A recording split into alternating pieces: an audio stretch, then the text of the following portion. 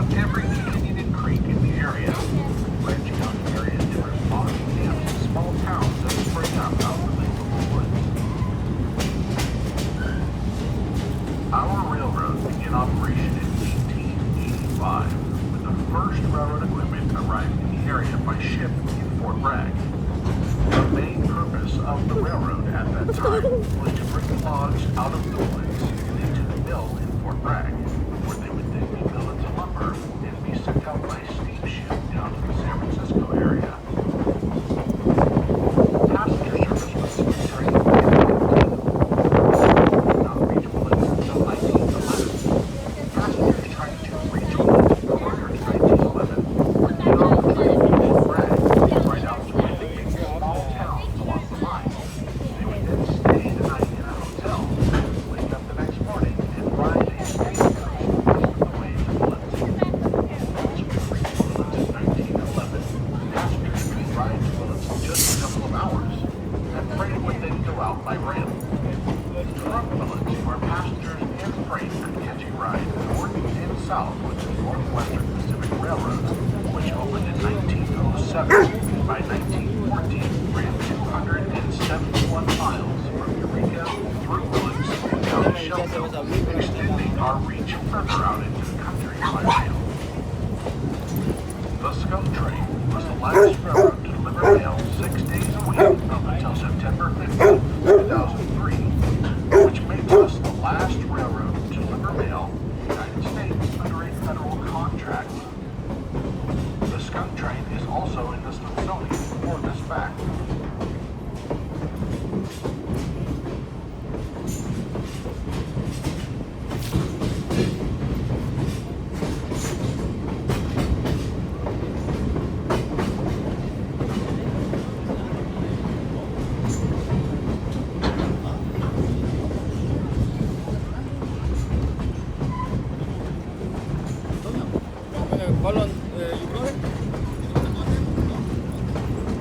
Where is he going?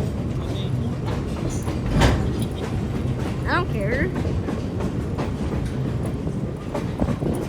He can go inside, but I'm not going inside. Due to decreasing patronage and the increased costs of running steam locomotives, our railroad began using self-propelled rail cars for passenger service along the line. These sort of looked like buses that would run up and down the tracks. We called these motor cars, but the locals started calling them skunks.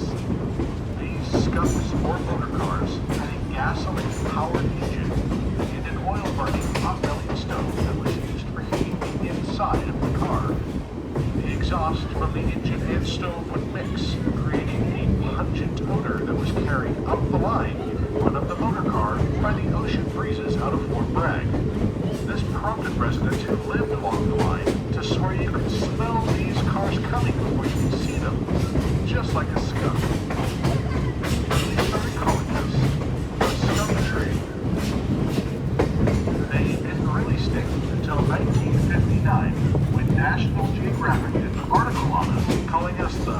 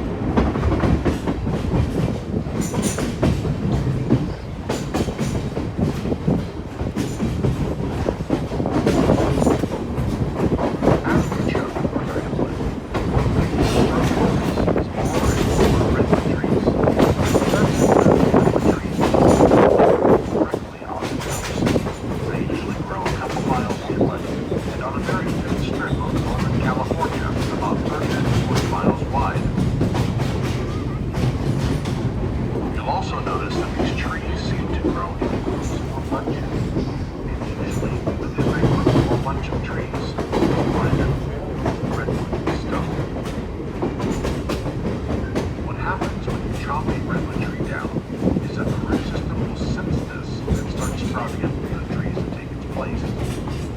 Therefore, in trees growing out of and around old stumps. Just no, hold your phone, okay? I am holding my Okay, phone. alright, I'm gonna double check. I am holding my phone. Okay. If I wasn't holding my phone, it'd be down there right now. Redwood trees also have a very shallow carpet-like root system that helps with this process. Many other tall trees have a taproot that grows downward just about as far as the tree grows up. Redwoods do not have a taproot. Again, they have a carpet-like root system, and they rely on that root system to help with their reproduction. The specific redwood tree we are seeing today is known as the California coastal redwood.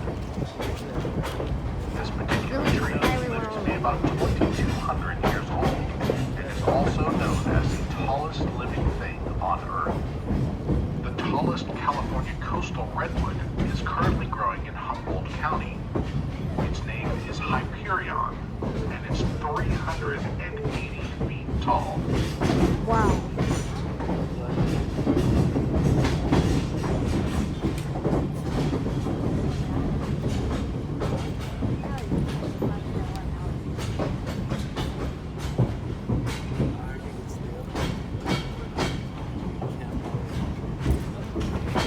Don't know how to tell a redwood tree apart from other trees around it. A good way to tell is by the bark on the outside of the tree. A redwood tree has a soft, fibrous, and red-colored bark.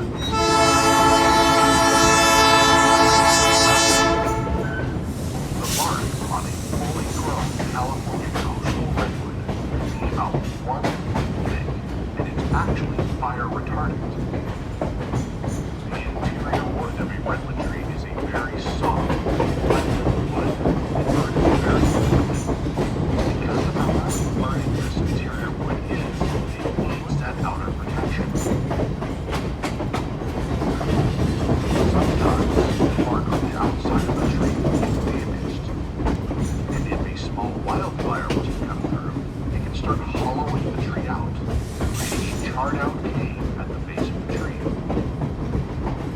These charred out caves are naturally forming and extremely common in redwood forests. They are known as leaves. Early settlers would keep small livestock like chickens, ducks, and geese inside these charred out caves of these trees. And they would fence off the front, creating a pit for their geese. These goose pens can also be very large enough to store animals like goats and even horses. Goose pen forming in a redwood tree does not mean the tree is going to die. As long as the tree can get enough nutrients all the way up to the top of the tree, it'll live a long and healthy life.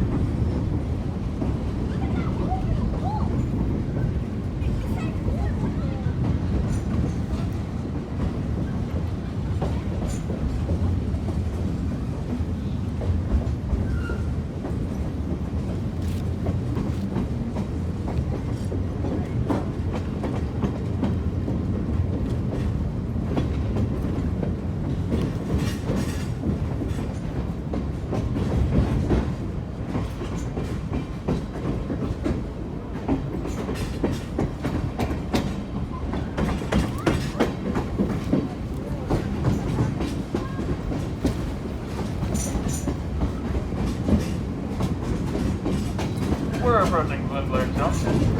We'll be stopping at Glen Blair Junction for 25 minutes where you're free to disembark the train. We'll be at Glen Blair Junction for 25 minutes. At the 20-minute mark, we'll and that'll mean you have 5 minutes to make it back to the train. There'll be a hiking trail if you follow the tracks in front of the train. You'll cross a bridge and the hiking trail starts on the left side after the bridge. That hiking trail takes about 20 minutes to hike, so please, if you want to hike that trail, do it as soon as we get off the train.